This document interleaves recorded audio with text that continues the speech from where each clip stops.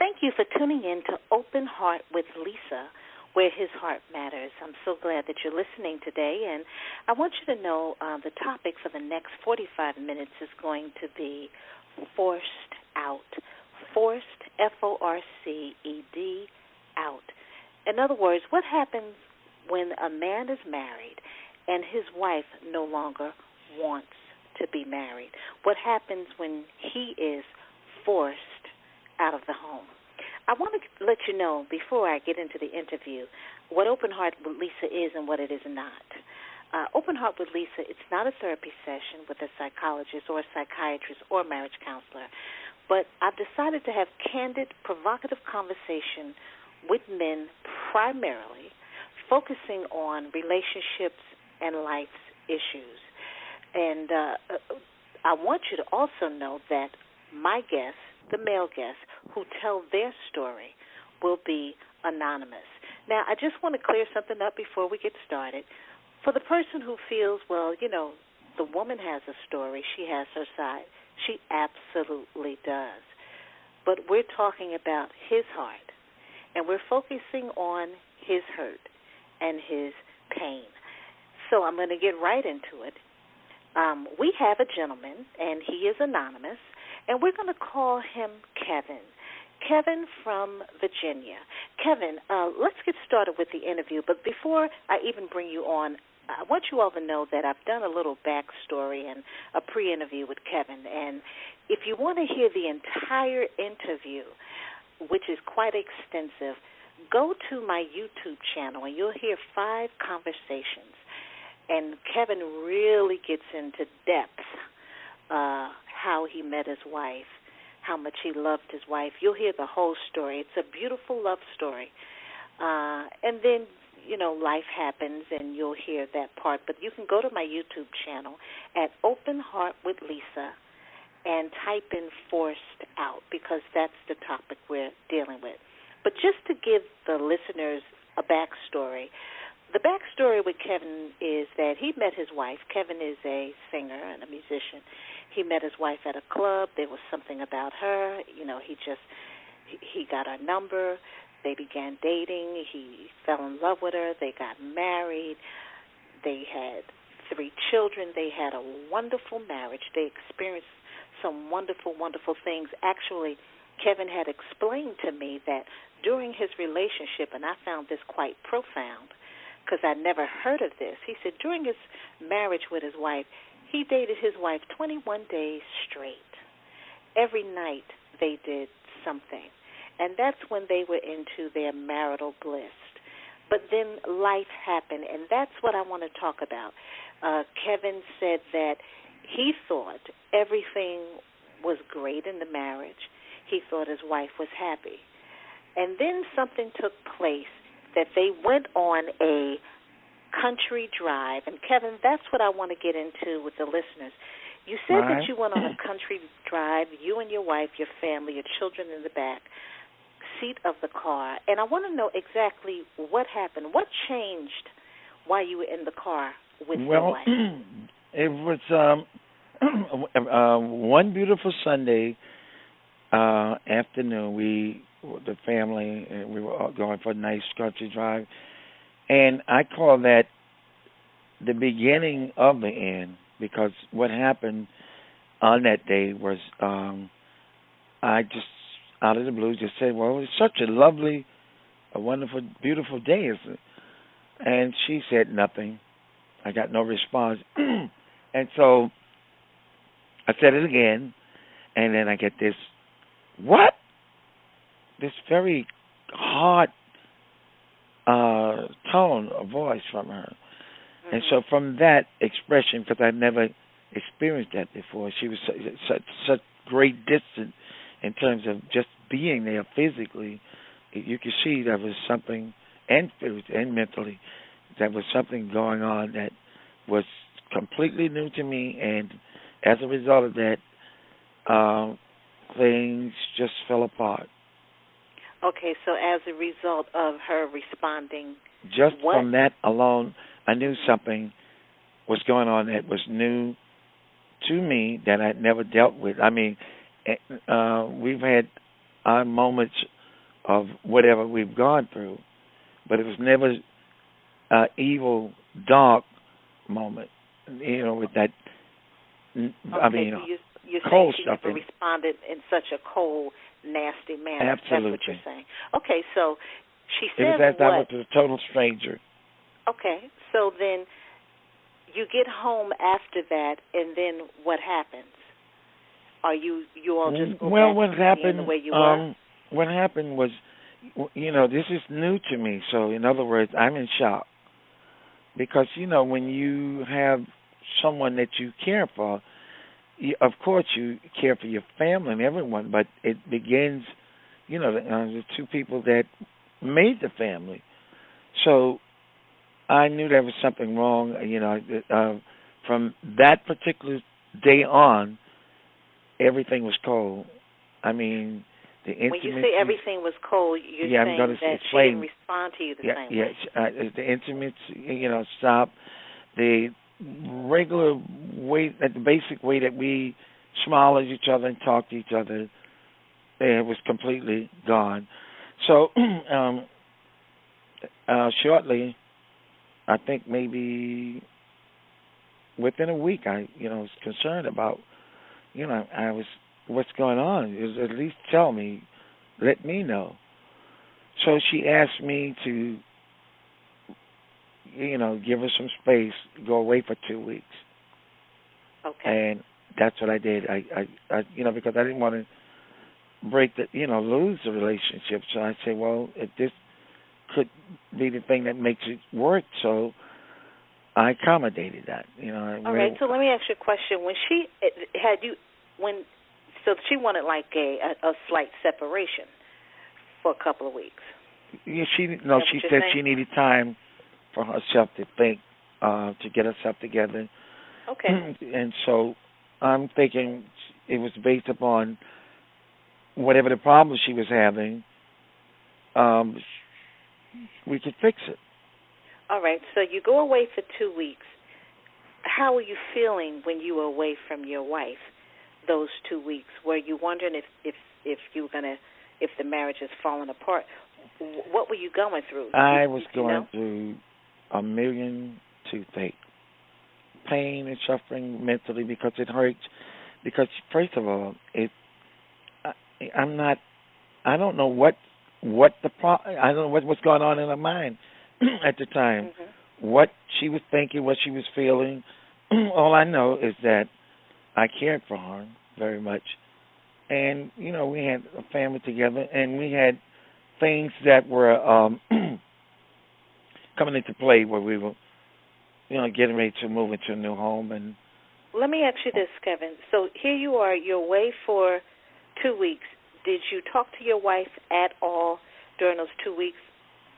No, I did not. Okay. Because did she you see asked your children? me. Did you Yeah, see I your talked to my children in children. those 2 weeks? Yeah, I was always in touch with my children, regardless of what.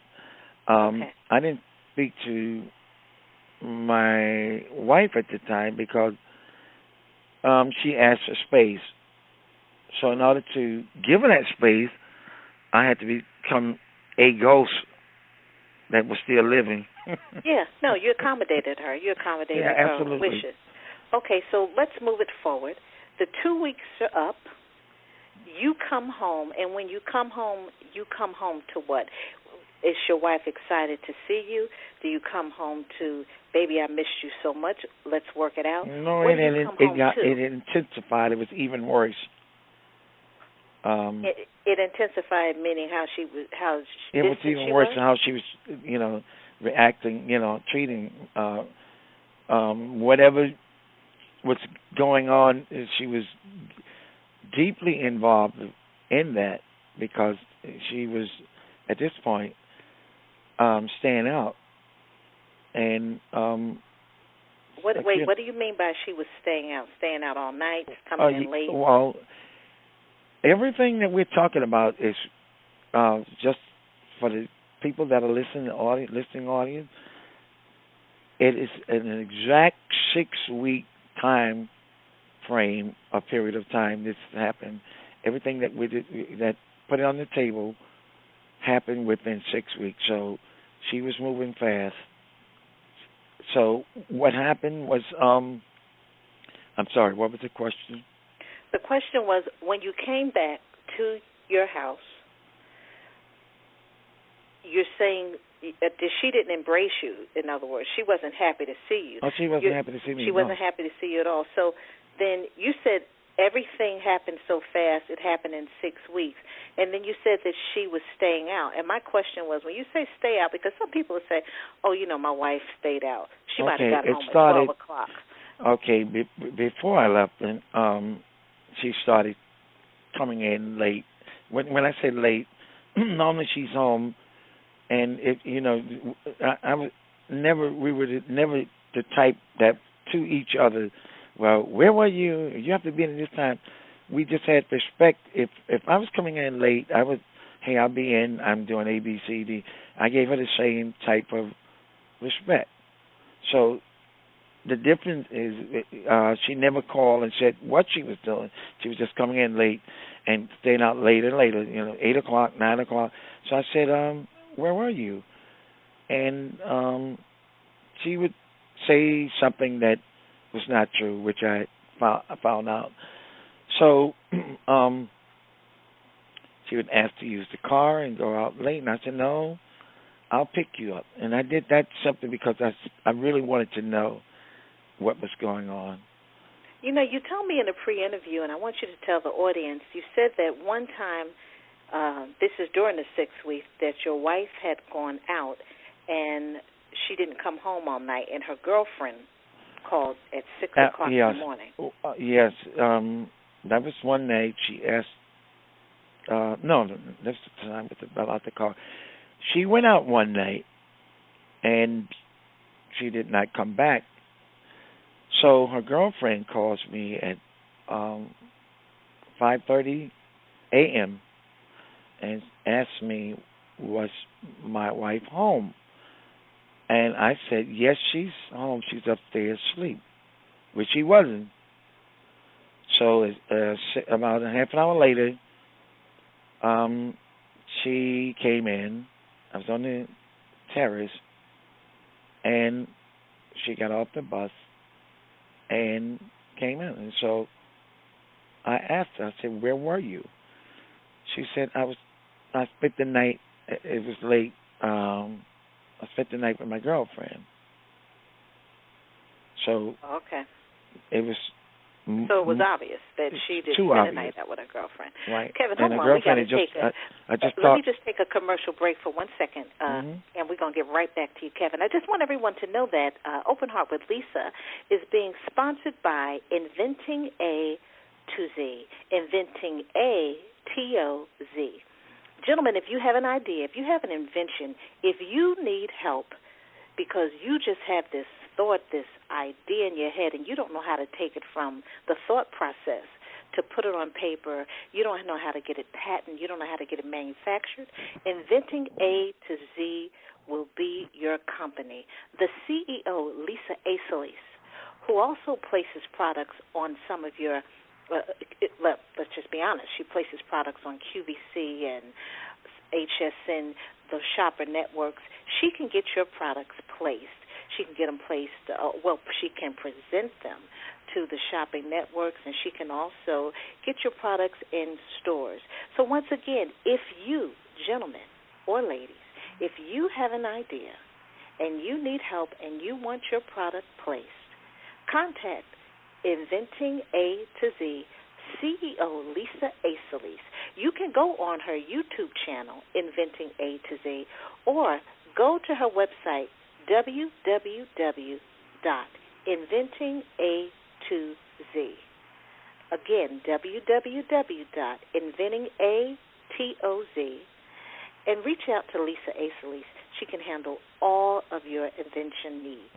Now back to our show, and let me pick it back up with Kevin. So, Kevin, here, these 6 weeks, what has changed, and I just want to move it forward, is that now you're home. Your wife is not happy to see you. She stayed out all night. You realize because her girlfriend has called at 5:30 in the morning and your wife wasn't home, and your girlfriend called for your wife, and then your wife comes in and pretends that she was with the girlfriend who called. Now you know something is wrong. What actually was going on with your wife?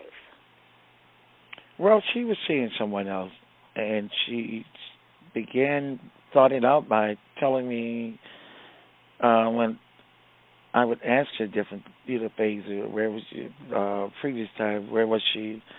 And she said, well, I was out just with a friend and having tea. Oh, okay. Oh, so, she's having tea. Okay. Having tea. Okay. I can make tea at home too, you know.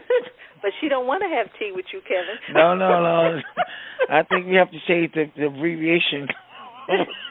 She don't want to have tea with you. She want to have tea with somebody else, and obviously Absolutely, she was. that's just what was happening. Mm-hmm. And okay. It was more than clear to me what was going on, because shortly after that, not shortly after that particular incident that happened when she came in was on a certain day that I was involved in a recording session. Okay. And so that particular morning, I was in the studio, and it was like I was not there. Yet I was the key person that was producing the session, and everyone knew something was wrong. Mm-hmm. But I couldn't express it. But they didn't know what it was. Just knew something was really. They knew something was off because you were big time. You were just broken-hearted. And I had never felt that way. Okay. The music brings joy to me. It's a beautiful. That's all I know from a teenager. Okay. And so at this point, music was like a medication that's not working. Right, I understand. Because the pain was, it's someone that you really, really, really care for, and you're being like, as you say, forced out. All right, so let me ask you this question. You're being forced out. Why did you leave? Is it that your wife asked you to leave, or you decided to leave? No, I decided to leave. I decided to leave why? Because you can't make someone love you. You can't buy that. You cannot force that. It has to happen the same way as it happened when we met and we got married. It was something that we felt that was beautiful and wonderful. And okay, so let me ask you this question, because for anyone who wants to hear his entire interview, like I said, please go to YouTube, Open Heart with Lisa Forced Out, because we're just giving an abbreviated version. We have 45 minutes, so I got to kind of keep it rolling. But I want to ask you this, Kevin. So when you left your marital residence, you and your wife had planned on buying a house. The mortgage was already approved for the house. We had the house. In other words, you had the house. What happened, the reason we did not move into the house, because the contractor used some type of wiring that was not faulty wiring, right? And the inspector made them fix that, and also with something with fireproof material. So as a result of that, it was another time frame. So I said to myself, I said, one thing, we're not going to be together, and I'm not going to let no house keep me involved in a relationship because with someone who doesn't love you. Right. Right. So what I did, I called a mortgage company and explained to them what was, that I wanted to take my name off the mortgage. I did not want to stop her from getting the house because I said, we have children, and I just want to take my name off. So they accommodated that. sent the the payment, little payment back, and she was able to get the house. Now this happened with the guy that she left me for. Okay, so let me explain what you're saying.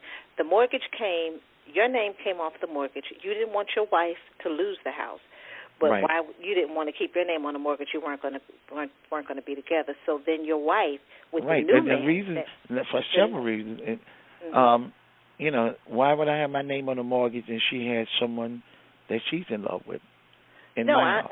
No, we got it. I just want to move the story up because we don't have that long because there's so much to your story, and I almost want to touch on everything.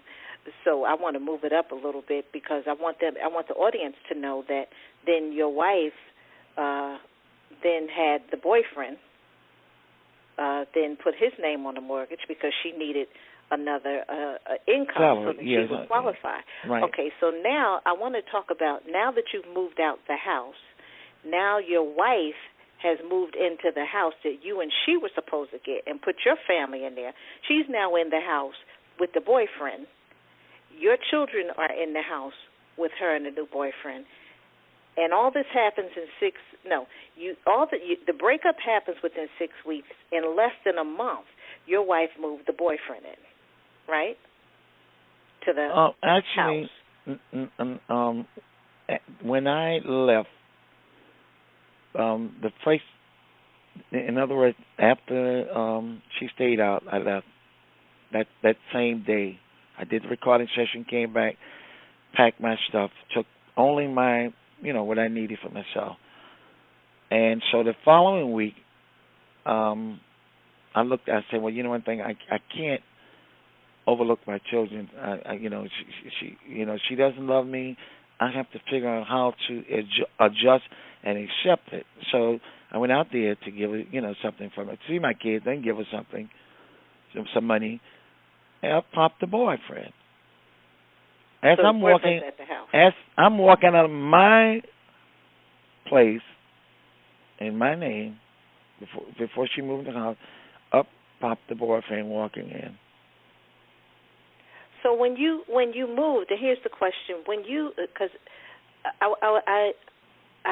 when I listened to your whole interview on YouTube, which was quite profound, when you said that you left your wife's house and you moved out, where did you move? And then how did you feel? Did you have an emptiness? Because now you're not with your children. Well, when I moved out, I had no place to go other than I moved with my mother. Okay. Which I was welcome. We have an excellent relationship, but this is not home. It's not home in the sense of you're a man with a family man. You have your own everything, and now you're forced out to come and stay with your mother for 2 weeks until I was able to find. I was more than welcome, to come to my mother, but my heart was not. My place should have been with my family. With your family. So after the 2 weeks, where did you move? I found a small space, and I will always remember that because it was the size. It was 7 by 10. Those of you listening know how small that is. It's pretty much jail cell. The only thing I was missing was the bars in there.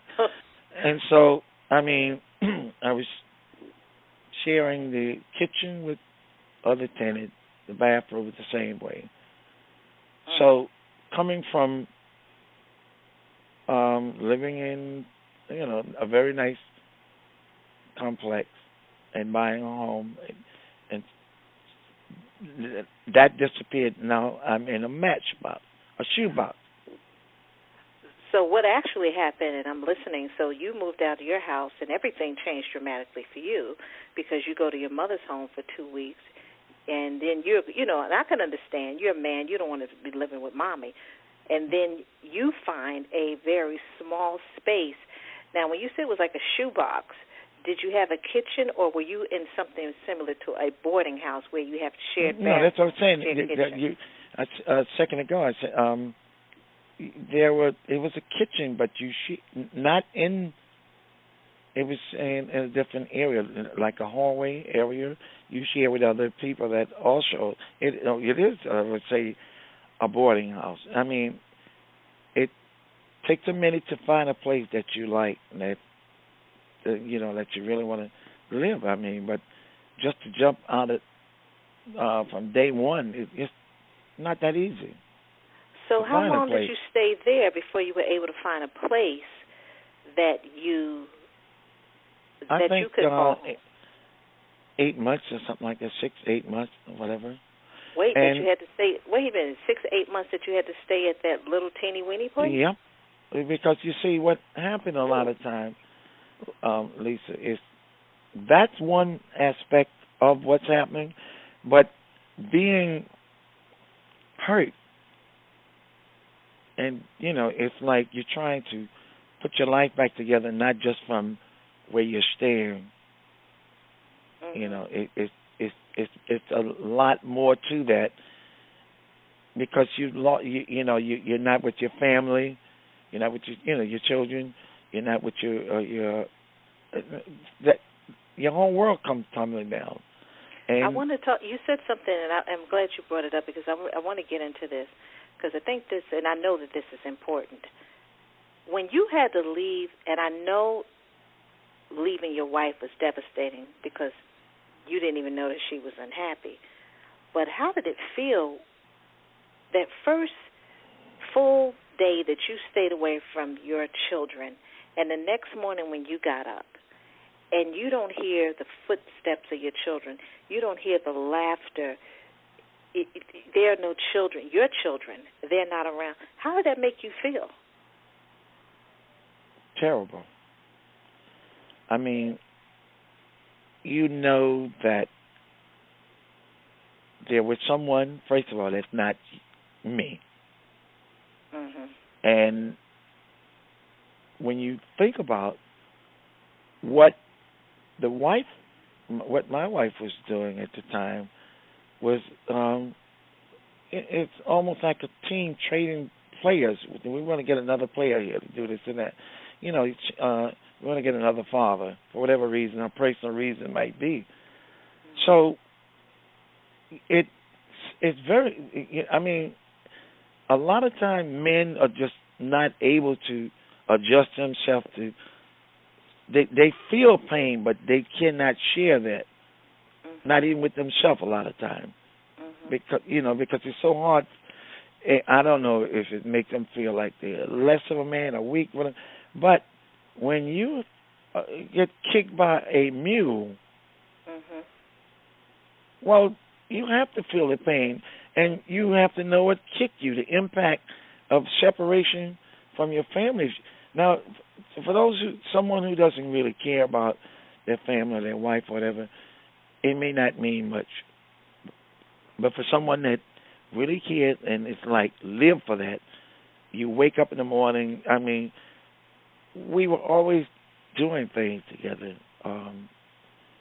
Just the joy of the day of uh, with any of the kids or whatever meant a lot. So you can no longer do these things. It's like Well, it. I want to talk about something because before we talk about it, I just want to read some more information about our sponsor. And when I come back from this little commercial, Kevin, I want you to talk about how this new man mistreated your children. Just hold on for 1 second. Let me just Okay. give another shout out to Inventing A to Z, which is our sponsor. Gentleman or lady, if you have an idea, if you have an invention, if you have something in your head you think you have the next great idea, you need to contact Lisa Aisles at Inventing A to Z. Lisa, who has vast experience in inventions, actually she's an inventor herself, can take your idea from thought to paper, help you with the processing of your patents, NDAs, everything you need from beginning to end to get your product from your head to paper and possibly on the shelves of stores. She also is an independent vendor for QVC, HSN.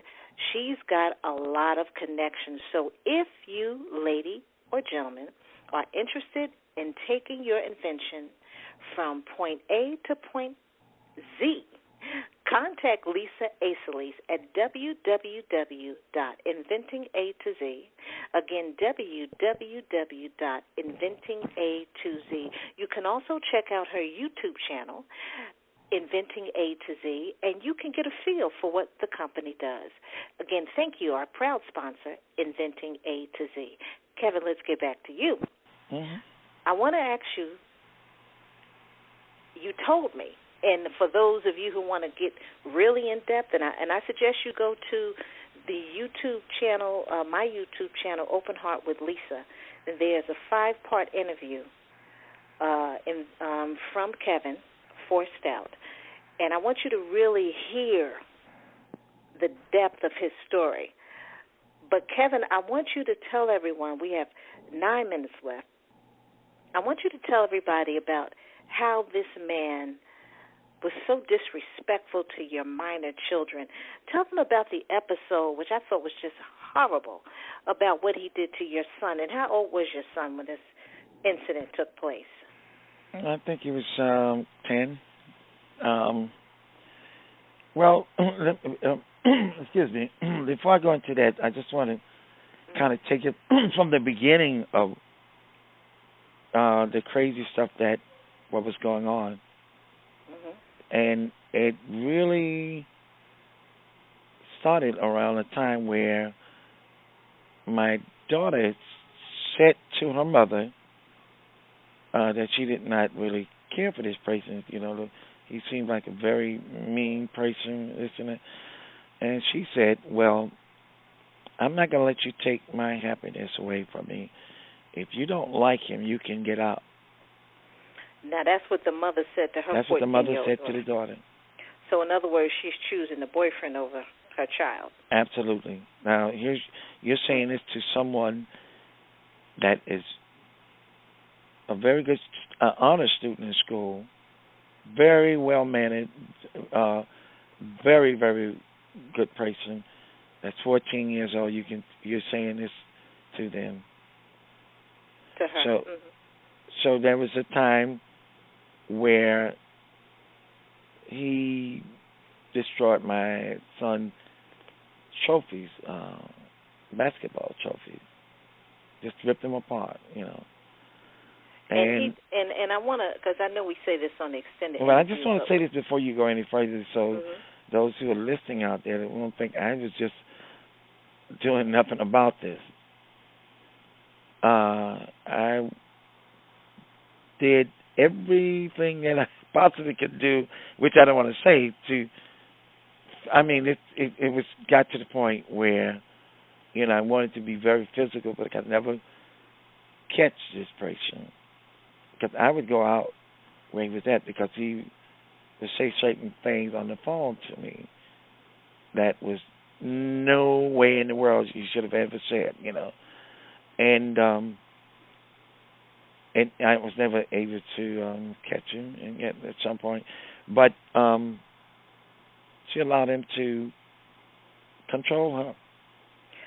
I want to go back to the trophy. What in the world could your son have done? And there's nothing that he could do, in my opinion. Well, what could a child do to a grown person? That man tearing his trophy up. Even if you he's disobedient, he's ripping his trophy.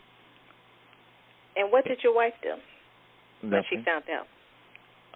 Nothing. You told me about an incident that, which I thought was, you know, a little weird, where your wife and your wife's mother, your wife's boyfriend, and the kids were in a car together. And I want you to tell the audience about that. Yeah, they were going someplace together, and they stopped at a gas station. So they, which was my mother-in-law at the time, right, and my daughter was in the car. So my ex-wife and the boyfriend was in the car. So the ex-wife went into the store, and so while she was in the store, the boyfriend tells her mother, which was in the car, Shut the so and so and so and so and so up. You talk too much. Ugh. That I don't want to say the word. Of course, Yeah, read I my understand. lips. We could fill in the blanks now. Okay. we could. I'm Shut assuming it was the some curse words up in there. Yeah. So when the mother come back to the car, my daughter told her in secret, in private. Nothing happened. She didn't say anything to The boyfriend. nothing. And you said your mother-in-law was crying? She was crying. Yeah. Yeah. Okay. So here's a question I want to ask, because at one particular time in your separation, your wife was giving you a little problems when it came to you seeing the children. Yeah. Well, I mean, to put it all out, I've never been in any type of trouble. I had an incident where I went to pick my son up, and the boyfriend tells my son, "Go back in the house." So that did not work with me, so I kicked the door down. And so I got in a little trouble behind that, which was nothing major. So I had my son with me for a minute, and in a private school, which it wasn't a school that I had to pay. It was one of the first of its kind. It was a pilot program that was funded by, I guess, the city or the state or whatever. And there were only 136 students in the whole school. My son just happened to be one of them.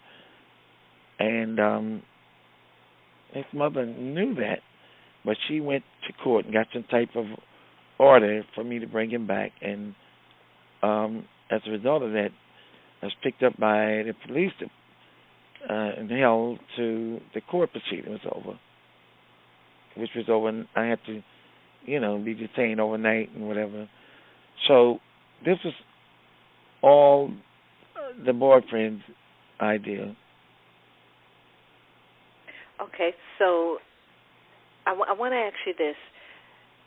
You told me something, and I want you to share with everybody. During the separation, the pain and the anguish and the grief and how palpable it was because of not only you're not with your wife, but just dealing with, you're not really under the same roof with your children. And I remember you said you went over to your mother's house and your stepfather was talking to you. Yeah. And what did he say to you? Well, this is the first. Actually, this happened, Lisa. The first day that I left that. After the recording session, I came over that evening, and he was painting in the kitchen, painting the ceiling, and he asked me, he said, "Would you like some wine?" I said, "Yeah." So he said, "Okay." Well, I don't have any. I said, "Okay, I'll go and get some." Okay. So I go to the store, the liquor store, and I come back with a big bottle of whiskey. So I said, "Okay, here we go. We're ready. Take out your glass." So he looked at the bottle, and he never looked at me. He said, "I thought you were going to get wine." I said, "I got something a little bit strong." And he said, "Well, whatever your problem is, when you finish that bottle, you're going to have the same problem." And this is the honest truth. I took that bottle and went in the bathroom and emptied it out. And have never looked back, to say, well, I need this as a cure or a crutch, because there's no cure, no crutch. To me, Lisa, the most important thing, if you have a problem with someone that you care for, you love, you just have to accept it without blaming yourself, because if you are to blame, they have a chance, a choice to let you know what's going on, to fix it, to talk to you, to correct what you might be doing wrong. In other words, I'm not looking at myself as a picture perfect person. If you have a problem, let me know so we can fix it. But if well, you I want to. We got to come to a close, and I want everyone to realize this about you. You are still fond of your ex-wife, correct? I wouldn't say fun. I care for her to, in terms of a spiritual, loving way. Right, but you're friends because I know you told me over the years y'all spend holidays together. We still friends. Yeah. So you're fond of her. You told me you spend holidays. You've done birthdays. Yeah. Mm-hmm. I guess you can say that. You're absolutely right. Yeah, because that's we're what not you told enemies. me. You're not enemies, and you don't hold anything against her. No. You want the best for her. That's what you told me. Absolutely. I've you never told said. Me you pray for her all the time. Listen, absolutely. I've never said anything to my children against her other than what the truth is. Right. And I never taught them anything against, like, I don't design things like to say, well, your mother told something. It's just whatever the truth is, they know. And so, right. I mean, when they were coming up, I made sure that when Mother's Day comes, birthdays and stuff, I would give them things to give to their mother. Of course. Because you want them to love their mother. That's it, Right. And I know you said we run out of time, but the boyfriend, he got his, I don't want to say, but okay. He got what was coming to him. So okay. those who listening out there. All right. He got what was coming to him. Let's put it that way. I will put it that way. And we're going to close on that. We're going to close on that. Yeah. Kevin, thank you for the interview. As I was saying, if you want to, and I hope you do, go to YouTube. If you go to YouTube, Open Heart with Lisa, Forced Out, there will be 5 30-minute interviews. And with Kevin, I start from the backstory. That's when you'll hear about the romance he had with his wife. And we move delicately through the loving relationship, through the country drive, through the breakdown of the marriage, through him having to restore himself, through the wife going through changes with the boyfriend. And, you'll just hear the whole story. And I just want to thank you, Kevin, because I know you've shared a lot with me. You've shared a lot with me, and the one recurring theme in all of our private conversations about this situation is you've always told me, I wish her the best. Yeah, I do. Speak to her. I mean, we spend holidays, and you, outside of what had happened in your marriage, you never say anything negative about your ex-wife. And the truth of the matter is we all have a story to tell. Listen, I'm divorced. I have a story to tell. God rest my ex-husband's home. God rest my ex-husband's soul. He would have a story to tell. And I want to say this to all the ladies. I don't want you to get upset when a gentleman comes on the show and he shares his heart, because he's not talking about you and he's not talking about me. He's talking about his personal experience. And the one thing I found out is that we can learn from each other. That's just the gospel. Kevin, when I was listening to you talk with that extended interview on YouTube, there was a lot that I learned. And the one thing that I learned through that extended interview on YouTube is how deep your heart was hurting. And for so many men, it's very hard for them to let another person know how much pain and suffering they're going through. As a matter of fact, statistics, and we're going to close, statistics say that men primarily use more drugs and alcohol than women and have a higher suicide rate than women do. And I think a lot of that has to do with they're holding so much in. So, Kevin, I want to thank you again. God bless you. You are the best. Thank you. Thank you. And like I said, everybody, you can listen to Open Heart with Lisa on YouTube. the extended versions of my interviews, but for the 45-minute abbreviated interviews, please go to my blog, www.openheartwithlisa.com. You can find me on Facebook, Open Heart with Lisa. Join in on the conversations because I'm going to be on there responding to people. I know people probably have lived through this, and let's be honest, there are women who've been forced out. And some of us, to be quite honest, we live in the house with somebody we're forced out with. We might share the same bed, but we're not connecting in any kind of way. So thank you all for listening to Open Heart with Lisa, where his heart matters. Have a blessed day. God bless you.